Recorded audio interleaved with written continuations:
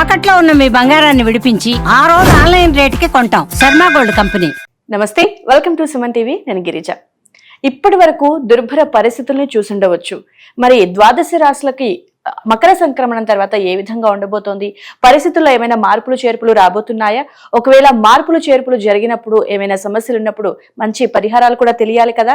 మరి ఈ విషయాలన్నీ తెలియచేయడానికి ద్వాదశ రాశులకి ముఖ్యంగా ఈ 11 రోజులు అంటే దాదాపుగా ఈ నెల 21వ తేదీ నుంచి 31వ తేదీ వరకు ద్వాదశ రాశుల వారికి ఏ విధంగా ఉండబోతోందో తెలియజేసేందుకు ఇవాళ మనతో పాటు ఉన్నారు ప్రముఖ జ్యోతిష పండితులు బ్రహ్మశ్రీ నందిబట్ల శ్రీహరి శర్మ గురువు గారు. మరి వారి మాటల్లో తెలుసుకుందాం.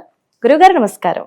వాగర్థావివ సంపృక్తౌ వాగర్థ ప్రతిపత్తయే జగతః పితరౌ వందే పార్వతీ పరమేశ్వరౌ. సదాశివసమారంభాం శంకరాచార్య మధ్యమాం అస్మదాచార్య పర్యంతం వందే గురు పరంపరాం.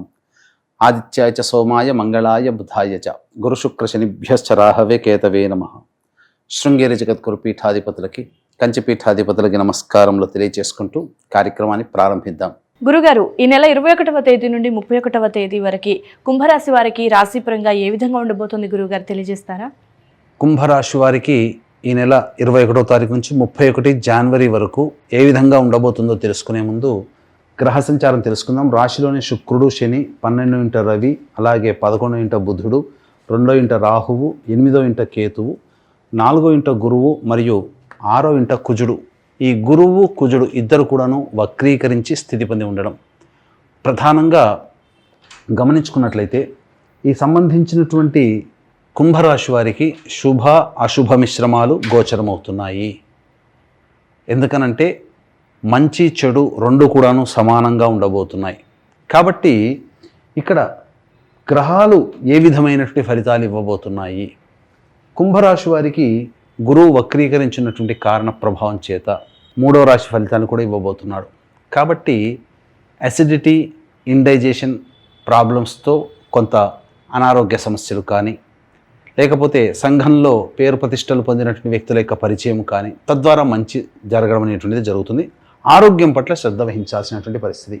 ఇక కుజుడు వక్రీకరించినటువంటి కారణం చేత ఇక్కడ ఏంటంటే పైకి మాత్రము చాలా డాంబికంగా ధైర్యం ఉన్నవాళ్ళలాగా కనబడతారు. కానీ వ్యవహారం అసలు విషయానికి వచ్చేసేసరికి మీరు ధైర్యం లేకుండా భయంతో ఉంటారు. కాబట్టి కనిపించినంత గొప్పగా మీ మనస్సు ఉండలేకపోవడం, తద్వారా ప్రతిదీ కూడాను సందేహాస్పదంగా ఉండడం, నిర్ణయాలు సరిగ్గా తీసుకోలేకపోవడం, తీసుకున్న నిర్ణయాలు అమలుపరచలేకపోవడం, ఏదో ఒక కమ్యూనికేషన్ గ్యాప్ అనేటువంటిది ఉండడం, తద్వారా అనుకున్నటువంటి పనులని సకాలంలో పూర్తి చేసుకోలేకపోతారు. ఈ కుజుడే చాలా ప్రమాదంగా మీకు కొన్ని సమస్యలను తీసుకొని వస్తున్నాడు. కాబట్టి కుజగ్రహాన్ని అదుపులో పెట్టుకోగలిగితే చాలా మంచి జరుగుతుంది. ఇక రాహువు కేతుల యొక్క ప్రభావము, కుటుంబము, ఆరోగ్యము, వీటన్నిటినీ దృష్టిలో పెట్టుకొని కాస్త మీరు జాగ్రత్తలు పాటించాల్సినటువంటి పరిస్థితి. ఎంత వాక్కుని అంత తక్కువగా ఉపయోగిస్తే అంత మీ యొక్క జీవితం బాగుంటుంది, ప్రశాంతంగా ఉండబోతారని చెప్పవచ్చు. ఇక ముఖ్యంగా ప్రధానంగా దూర ప్రాంత ప్రయాణాలు సూచన కనబడుతుంది. కాబట్టి దూర ప్రాంతాలు వెళ్ళే అవకాశాలు గోచరమవుతున్నాయి. ఇక అన్నిటికంటే మీరు ఎవరికైనా సలహాలు ఇస్తే మీ సలహాల ద్వారా లాభపడ్డ వాళ్ళే మీకుంటారు, అది గుర్తుపెట్టుకోండి. కాబట్టి మీ ఆలోచన బాగుంటుంది కానీ ఇంప్లిమెంటేషన్ చేసుకోలేకపోతారు. అన్నిటికంటే మించి ఆరోగ్యం పట్ల శ్రద్ధ వహించాలి. చేస్తున్నటువంటి వృత్తి ఉద్యోగాల పట్ల కూడాను శ్రద్ధ వహించాల్సినటువంటి పరిస్థితి గోచరమవుతుంది. ముఖ్యంగా కోర్టు సంబంధమైనటువంటి వ్యవహారాల్లో మీదే పైచేయి సాధించే అవకాశం గోచరమవుతుంది. అలాగే ఎఫ్ఎంసీజీ, ఫుడ్కి సంబంధించినటువంటి general stores, restaurants, hotels, boarding and lodging, అలాగే ఈ జ్యువెలరీ రంగము, కళాశాల అనగా ఎడ్యుకేషనల్ ఇన్స్టిట్యూషన్స్, కుల వృత్తుల్లో ఉన్నవాళ్ళు, కర్రీ పాయింట్స్, అలాగే ఈ తీర్థయాత్రలు మరియు పూజా స్టోర్సు, రోడ్ సైడ్ వ్యాపారాలు చేసుకునేటువంటి వాళ్ళు, వీళ్ళందరికీ కూడాను ఆదాయం చాలా చక్కగా ఉంటుంది.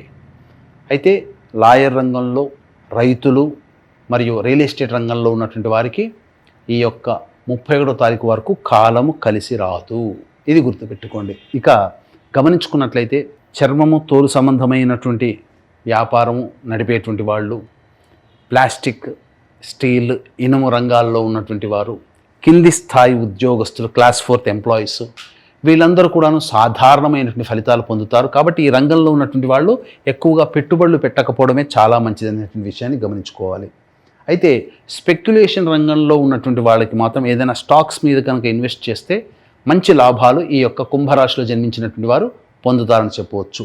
అయితే మనం గమనించుకున్నట్లయితే ప్రధానంగా విద్యార్థులకి అనుకూలమైనటువంటి పరిస్థితులు ఉంటాయి. కోరుకున్న విద్యాలయాల్లో ప్రవేశం లభించే అవకాశాలు ఎక్కువగా ఉన్నాయి. అయితే ధనపరమైనటువంటి సమస్యలకి రాజీ లేని పోరాటం చేస్తే విజయం మీదే అవుతుందని చెప్పవచ్చు. ఇక తర్వాత ఏ రోజుల్లో మనకు ఖర్చులు అధికంగా ఉంటాయి ఈ కుంభరాశిలో జన్మించినటువంటి వారికి, ఏ రోజుల్లో ఆదాయం బాగుంటుందనేటువంటి విషయాన్ని గురించి క్లుప్తంగా తెలియచేసుకుందాం. వీక్షించేటువంటి ప్రేక్షకులకి గమనిక, ఈ నెల 29వ తారీఖు రోజున అత్యంత ప్రభావవంతమైన మౌని అమావాస్య. ఆ రోజున జాతకరీత్యా కలుగు విద్య, వివాహ, ఉద్యోగ, దాంపత్య, సంతాన, అనారోగ్య సమస్యలకి, ముఖ్యంగా కోర్టు సమస్యలు, ఆర్థికపరమైన సమస్యలు, ఉద్యోగపరమైన సమస్యలు, శత్రు బాధ, ప్రయోగపరమైనటువంటి సమస్యలు, అలాగే నరఘోష, నరదృష్టి, వీటి సంబంధించినటువంటి సమస్యల పరిష్కారార్థమై ప్రత్యంగిర హోమం, బగళాముఖి హోమం, రాజశ్యామల హోమం, ధూమవతి హోమంతో పాటు వారాహి హోమం కూడా చేయించడం జరుగుతుంది. పర్ హెడ్ 2100 రూపాయలకి. మధ్యాహ్నం 3 గంటలకి ప్రారంభమవుతుంది 29వ తారీఖు రోజున. 12 గంటల లోపల మీ గోత్రనామాదులు నమోదు చేసుకోవచ్చు. కావున అవకాశం ఉన్న వాళ్ళు కార్యక్రమ తదనంతరం కాంటాక్ట్ చేసి పూర్తి వివరాలు తెలుసుకోవచ్చు. ఇక గమనించుకున్నట్లయితే 21వ తారీఖు రోజున ఖర్చులు అధికంగా ఉంటాయి. మానసికమైనటువంటి ప్రశాంతత లోపిస్తుంది. ఏ పని చేయాలన్నా కానీ ఆసక్తి ఉండదు. 22, 23వ తారీఖుల్లో సంతానపరమైనటువంటి సమస్యలు, సంతానం మూలకంగా ఖర్చులు పెరుగుతాయి, సంతానంతో విభేదాలు పెరుగుతాయి. కావున జాగ్రత్తలు పాటించండి. విద్యాపరమైనటువంటి విషయాల్లో కొన్ని నిర్ణయాలు తీసుకుంటారని చెప్పవచ్చు. 24, 25, 26 తారీఖుల్లో నిరుద్యోగస్తులకి చక్కగా ఉండబోతుంది. మంచి ఉద్యోగం లభిస్తుంది. అలాగే ఉద్యోగంలో ఉన్నటువంటి వారికి ప్రమోషన్స్ పొందేటువంటి అవకాశం ఉంటుంది. చేస్తున్నటువంటి ప్రతి వృత్తి, ఉద్యోగ, వ్యాపారాల్లో, కుల వృత్తుల్లో కూడా మీకు ధనాదాయం చక్కగా ఉంటుంది. ఇక 27, 28వ తారీఖుల్లో అన్ని రంగాలలో ఉన్నటువంటి వాళ్ళకి ఉద్యోగము, అలాగే వృత్తి, వ్యాపారము, కుల వృత్తి, అసలు ఇది అనే కాదు, ఈ కుంభరాశి వారికి అందరికీ కూడా 27, 28వ తారీఖుల్లో అన్నింటా శుభమే జరుగుతుంది. ధనాదాయం బాగుంటుంది. మీ అవసరాలకి, ఖర్చులకి మించినటువంటి ఆదాయం మీరు పొందుతారని చెప్పవచ్చు. ఇక 29, 30వ తారీఖులో కనుక గమనించుకున్నట్లయితే ఖర్చులు అధికంగా ఉంటాయి. ఉద్యోగంలో కొంత ఇబ్బందికర పరిస్థితులు అనేటువంటివి ఎదురవుతాయి. కాబట్టి జాగ్రత్తలు పాటించండి. మీరు చక్కగా ఖర్చుల్ని అదుపులో పెట్టుకునే ప్రయత్నం కనుక చేస్తే మరింత మెరుగైనటువంటి శుభ ఫలితాలు పొందుతారని చెప్పవచ్చు. 31వ తారీఖు రోజున మాత్రం మీకు అనుకూలమైనటువంటి పరిస్థితులే ఉంటాయి. మీ యొక్క సమస్యలకి, ఖర్చులకి తగ్గట్టుగా మీకు ధనాదాయం ఉంటుంది. పెండింగ్ పనులని పూర్తి చేసుకుంటారు. బాధ్యతగా ఉంటారు. అలాగే విందులు, వినోదాలు కుటుంబ సభ్యులు, మిత్రులతో పంచుకుంటారని చెప్పవచ్చు. అంటే గురుగారు, మరి కుంభరాశి వారు ఎలాంటి పరిహారాలు చేసుకుంటే ఈ 11 రోజుల పాటు వాళ్ళు అంటే గడ్డు పరిస్థితుల నుంచి బయటపడే అవకాశం ఉంటుందంటారు గురుగారు?